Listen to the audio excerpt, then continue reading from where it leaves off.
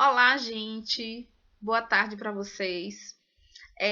Tô gravando esse vídeo aqui porque a gente não vai poder ficar ao vivo. Eu não vou poder ficar ao vivo com vocês, porque de tarde, no início da tarde, não tenho como ter alguém para ficar com o Raul. Por enquanto, né? Hoje, dia de hoje. Aí tô gravando aqui para vocês a correção do exercício. Vocês lembram que ficou de corrigir, né? O exercício da página 30, número 1 ao número 6, tá? Então a gente vai estar vendo essa correção aqui agora. Eu vou estar corrigindo junto com vocês. Se vocês ficarem só assistindo, assim, sem estar realmente interagindo, entre aspas, né? Interagindo, vai ficar muito chato. Então é importante que, se você não fez o exercício, vai ficar super chato. Mas se você já fez, você pega o caderno, pausa o vídeo, pega o caderno, pega o livro, abre o livro na página 30 e aí corrige junto. Aí você, à medida que eu vou falando, você lê o seu caderno e, enfim, vamos lá começar para não ficar com muita lorota. E aí você vai pausando o vídeo e corrigindo de acordo com a sua necessidade, tá bom? Aí vamos lá. Primeira questão. Tem alguns momentos que eu vou estar pausando aqui também, porque eu esqueci de pegar minha água. Olha só, a primeira questão diz assim: um material pode apresentar diferentes propriedades dependendo do estado físico em que se encontra. Determine qual estado físico, sólido, líquido ou gasoso, está relacionado às situações descritas a seguir. Aí vamos lá. Letra A. Um ar comprimindo-se dentro de uma seringa tampada quando o embolo é empurrado para dentro. Vocês conseguiram entender que situação é essa? Tipo assim, imagina aí uma seringa.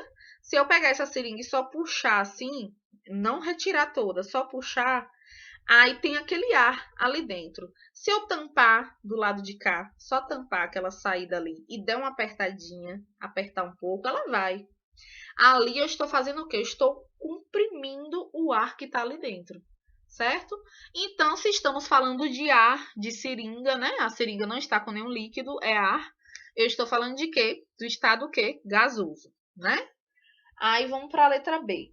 Parafina derretida sendo despejada em uma forma para fazer vela. Gente, a vela é feita do material chamado parafina, né? Aquela parte lá. Quando a gente pega a vela, ela está no estado sólido. Só que no caso aí da questão, ele está dizendo o quê? Parafina derretida. Então, se ela está derretida, ela está pastosa, cremosa, ela está sendo considerada aí um estado líquido, porque sólida não é. E gasosa também não é. Então, vai ser líquido. Letra C. Diamante sendo utilizado para cortar metais como ferro. Gente, pontas de diamante é super duro. Inclusive, tem alguns materiais odontológicos, né? De dentistas, que são feitos, a pontinha dele para poder furar alguma coisa assim, é feita com diamante. Isso eu vi num livro uma vez. Mas se você perguntar a qualquer dentista, ele vai saber falar mais do que eu. Então, se eu estou falando de um diamante, né, de um material perfurante, eu estou falando de quê? Aí, estado sólido, líquido ou gasoso? Sólido, né, gente? Por favor. Não precisa nem falar, né? Aí, vamos lá para... Corrigiram direitinho? Vamos para a segunda questão. Com base no modelo de partículas, explique os fatos a seguir. Ele está falando das partículas. Lembra que a gente viu microscopicamente e macroscopicamente. No caso aí, ele quer saber das partículas. Então, ele está falando microscopicamente. O que é que está acontecendo ali dentro? Aí ele está dizendo assim, o vapor d'água, com a diminuição da temperatura, transforma-se em água líquida. Olha só, preste atenção. Tá ali o vapor de água, né? Aí tá tendo. Pronto, vamos ver o exemplo da aula passada que a gente viu que era condensação, a mudança de estado físico. E aí tinha uma foto de quê? Tinha uma foto de uma panelinha no fogo. E essa panelinha tava com água dentro, a água tava fervendo, mas aí ela tava o quê? Tampada. Lembra da fotografia? E aí, quando levanta aquela tampinha, o que é que tem ali? Água, né? Fica toda suadinha a tampa. O que é que está acontecendo? Liga o fogo, né? aquele fogo ali em contato com a panela, começa a ferver a água. O que está acontecendo com essas partículas? Essas partículas, com o aumento da temperatura, está aumentando o seu grau de agitação. E elas estão bem espaçadas, né? Estão com espaços entre elas, agitadas, e começa a evaporar. Por quê? Porque o fundo ali da panela está super quente, aquela água está a 100 graus Celsius. Apesar da tampa estar ali na panela, por ela não estar em contato direto ali com aquele fogo, ela é considerada fria. Mas não é que ela está fria, gelada, você vai colocar a mão ali. É porque, em comparação com o fundo da panela, ela não está a 100 graus Celsius. Quando aquele vapor de água encosta na superfície da tampa, ocorre o quê? Uma diminuição da temperatura. Então, essas partículas encostam ali e perdem esse grau de agitação, perdem energia. E aí elas acabam tendo uma força de atração maior e elas já se unem mais, tá certo? Eu falei aqui nas minhas palavras, mas aí você coloca nas suas palavras. Tem aqui a explicação do livro. Eu vou ler para quem quiser.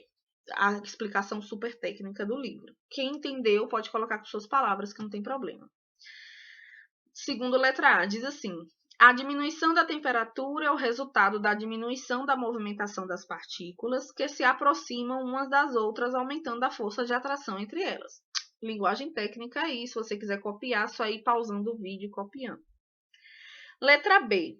Ao abrir um frasco com perfume, mesmo a certa distância, percebe-se rapidamente sua fragrância. Não é verdade, né? Um lugar abriu o perfume e aí, se você deixar aquele perfume lá aberto, né? Ou se você passou, mas vamos supor que você deixou ali o vidro aberto de perfume. De repente, quem está distante consegue sentir esse cheiro. Por quê? Se você for olhar o frasco de perfume, né? Está em estado líquido. Só que o perfume, ele tem uma alta volatilidade, é um líquido volátil. Por que volátil? Porque, em geral, no perfume tem álcool também. E aí, vocês sabem que álcool evapora rápido. Ele tem essa característica. Todo líquido que tem uma grande capacidade de evaporar de forma rápida, ele é chamado de volátil. Então, não esquece isso, porque você vai precisar disso para o ensino médio, saber o que é volátil e o que é não volátil. Mas mesmo que fosse só esse perfume não tivesse álcool, tivesse só água, ele ia começar a evaporar, porque a gente viu, né, a vaporização. Tem a evaporação, que é mais lenta, a ebulição, que é em tempo médio, e a calefação, que é rápida. Isso a gente viu na última aula. Né? Então, ali ele ia começar a evaporar, independente disso. Quando ele está começando a evaporar, essas partículas, né, elas já ficam mais espaçadas e elas estão ali no ar, né? Então, elas não têm mais uma definição de estar ali presa num local dentro do vidro. E aí, a outra pessoa que está longe começa a sentir o cheiro. Por quê? Porque essas partículas vão chegando até ela. Falei de uma linguagem mais simples, vou falar na linguagem técnica, para quem quiser anotar assim. Com o frasco aberto, o perfume pode passar do estado líquido para o estado gasoso. E, nesse estado, as partículas preenchem todo o espaço disponível. Assim, as partículas constituintes do perfume alcançam lugares distantes por meio de um processo chamado de difusão gasosa. Tá bom, gente? Vou pausar rapidinho aqui o vídeo porque eu preciso de uma água. Peraí, vou voltar agora para vocês. 2 segundos. 1, 2. Voltei. Vamos lá. Qual é a próxima questão? 3. Vamos lá. As figuras A e B, acompanha aí no livro. A e B representam o mesmo gás em duas temperaturas diferentes. Então, tá tudo em estado gasoso, né? Tem gás na letra A, gás na letra B e são o mesmo gás, só que estão em que diferentes temperaturas diferentes. Aí vamos continuar. Os vetores representam a intensidade, o sentido e a direção do movimento das partículas. Os vetores aí vão ser o quê? Essas setinhas. Então, ele está falando sobre isso aí. Aí, agora ele diz assim, quanto maior o comprimento dos vetores, maior é a agitação das partículas. Pronto, já entendemos, né? Mesmo gás, figura A, figura B, estão em temperaturas diferentes, né? E aí tá a direção dele, né? Vai apontando direções diferentes, pelo que a gente está vendo, só que comprimentos diferentes. E aí ele diz que o comprimento maior é quem tem um grau de agitação maior. Pronto, agora vamos para a pergunta. Qual das figuras A ou B representa o gás com maior temperatura? Justifique sua resposta. Baseado nas nossas aulas, vai ser o quê? Letra A ou B? B, né, gente? Porque a gente viu que quanto mais vai ficando quente, mais vai aumentando aí o grau de agitação das partículas. Beleza, gente? Vai aumentando a temperatura. Então, quem tem maior temperatura aí vai ser a letra B, porque a gente está vendo que a setinha está maior na letra B. Então, é quem tem uma maior temperatura. Beleza? Pode colocar aí com as palavras de vocês. Quarta questão. A naftalina é comercializada como inseticida na forma de esferas sólidas que diminuem de tamanho com o passar do tempo. O vapor de naftalina é nocivo, tanto para os insetos como para os humanos. Por isso, ela sempre deve ser utilizada conforme a indicação do fabricante. Pergunta: qual é a mudança de estado físico que justifica a diminuição do tamanho da esfera de naftalina com o passar do tempo? A gente já estudou isso e vocês já sabem que é o exemplo de quê? Sublimação, né? A gente já viu isso daí na nossa última aula. Vamos para a quinta questão. Eu estou correndo aqui para não ficar muito longo, senão vai ficar muito chato para vocês. Quinta questão. Consulte a tabela da página anterior para responder as questões a seguir. Cadê a tabela da página anterior? Vamos procurar a tabela. Tem uma tabelinha aí de falar. A gente não estudou pressão, mas vamos lá. Pressão atmosférica e temperatura de ebulição da água em alguns locais. Aí tem o Rio de Janeiro, altitude em relação ao nível do mar, 0. Porque o Rio de Janeiro, gente, beira-mar, né? Então, se ele é beira-mar, ele está ao nível do mar. Então, tem altitude 0. A pressão atmosférica aproximada tem aí 1 atm, tem a pressão. E a temperatura aproximada de ebulição da água de 100 graus Celsius. Eu vou explicar isso rapidinho para vocês. Eu não dei essa explicação, mas eu vou explicar. São Paulo, 760, a altitude em relação ao nível do mar. A pressão atmosférica 0,92 e a temperatura aproximada de ebulição da água. A temperatura de ebulição é como a água começar a ferver. 98 graus Celsius. Brasília, 1.200, altitude em relação ao nível do mar. Pressão atmosférica aproximada 0,86 atm. E a temperatura aproximada de ebulição da água é de 96 graus.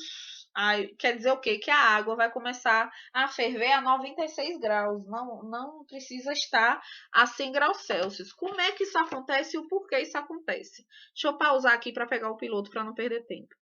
Pronto. Gente, olha só. É assim, ó. Tá aqui o mar. Mar, né?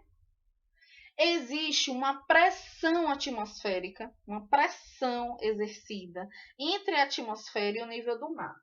Essa pressão aqui, ela é medida como 1 atm, de pressão atmosférica, certo? Aí o que acontece? Só que assim, aí uma cidade que é mais ou menos aqui, uma cidade, né, como é que diz, a nível do mar, ela vai ter esse tipo de pressão aí, ó, de 1 atm em cima dela. À medida que você vai morando em cidades que não estão ao nível do mar, vamos supor aí um exemplo, que São Paulo está aqui, vamos dar um exemplo. E aí, continuando, Brasília já vai estar lá em cima. Então, você, olha só, perdão. Vamos colocar aqui a pressão atmosférica é essa aqui, certo? Olha a pressão, olha o tamanho dessa pressão a nível do mar. Eita, que tá horrível esse meu desenho, viu? Se eu chego e coloco aqui, vamos por São Paulo, já tá aqui, ó. Vai até lá em cima. E Brasília tá aqui, vai até lá em cima. Vamos supor que aqui, ó, a luz tá atrapalhando, né? Mas vamos supor que aqui Tá tudo na mesma direção, lá em cima. Só que olha só. Vixe, tá horrível isso aqui. É porque a luz tá atrapalhando aí meu vídeo. Deixa eu... peraí. Apaguei a luz. Olha só. Se você for olhar qual é o risco maior, o que vem de lá de cima até aqui, aí vem esse risco aqui ou esse risco aqui. Qual é o risco maior? O risquinho é esse risco aqui. Então, existe uma pressão maior nas cidades que estão a nível do mar do que nas outras que estão mais altas. A que tem menos pressão aqui, peraí, vai ser o quê? Vai ser Brasília, nesse caso.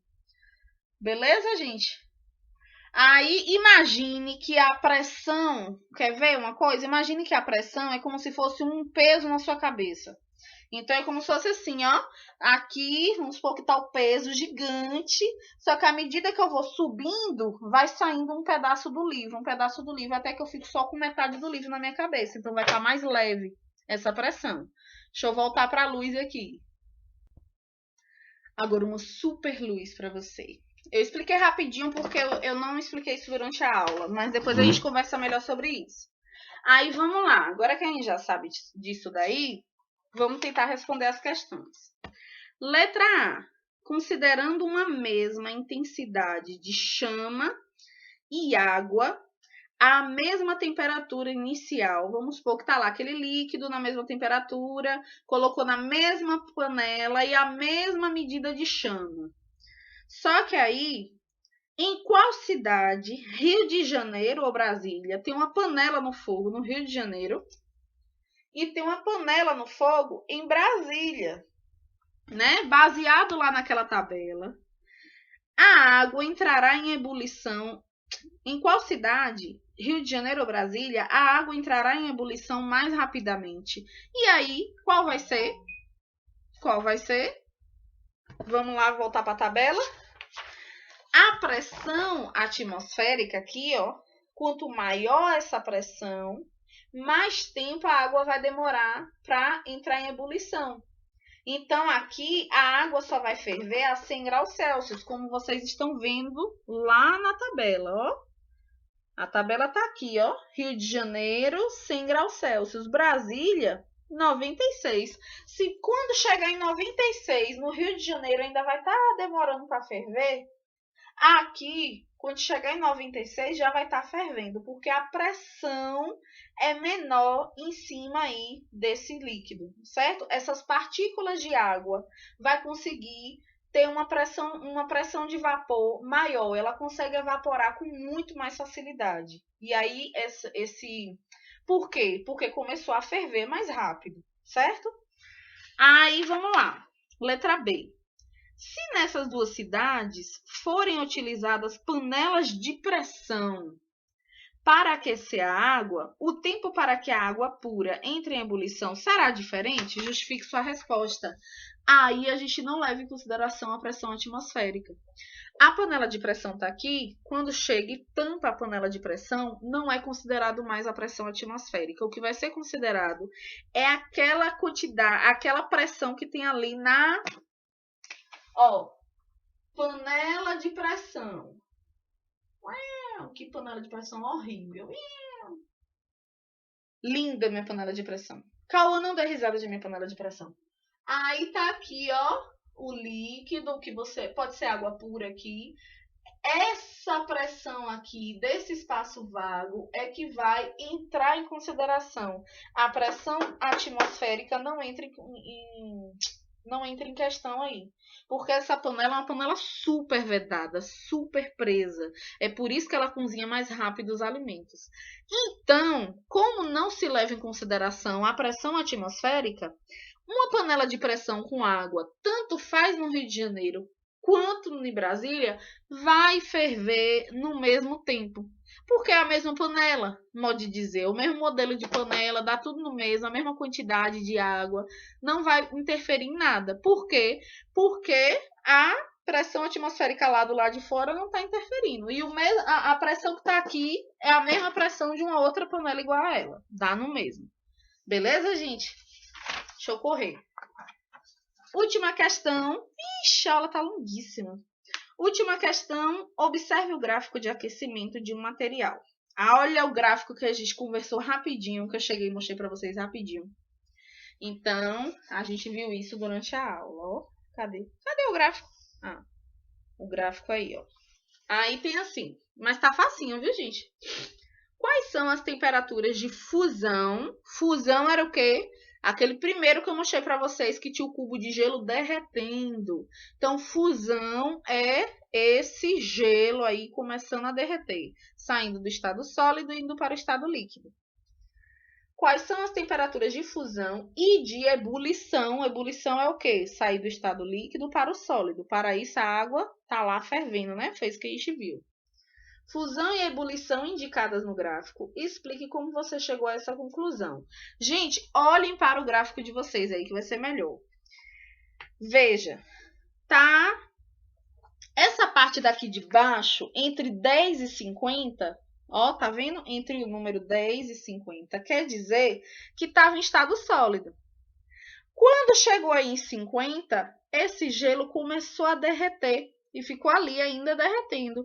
Está ocorrendo aí a fusão. Então, o ponto que entrou em fusão aí foi na parte do 50. Quando chegou, saiu de 50, então aí só ficou o estado líquido. Olha subindo lá, só líquido, líquido, líquido, líquido. Quando chegou a 150, essa água começou a evaporar, essa água começou a ferver e começou a haver evaporação. Ocorreu da noite para o dia? Não, ficou ali, ó, fervendo, fervendo, em estado constante. E aí, quando a última gota de água virou vapor, é que entrou ali o estado gasoso subindo. Esse processo aí constante está marcado com 150 aí no livro de vocês, tá vendo? Então, assim, você vai colocar que o ponto de fusão vai ser 50 e o ponto 50 graus Celsius, nesse caso aí, e o ponto de ebulição ficou todo aí na temperatura de 150 graus, certo? Diante da interpretação desse gráfico. Beleza, gente? A última questão é mais trabalho e tudo, pesquisa, e por isso que eu não passei para vocês. Tá bom, gente? Façam as correções de vocês. Um abração e um ótimo final de semana. Beijo!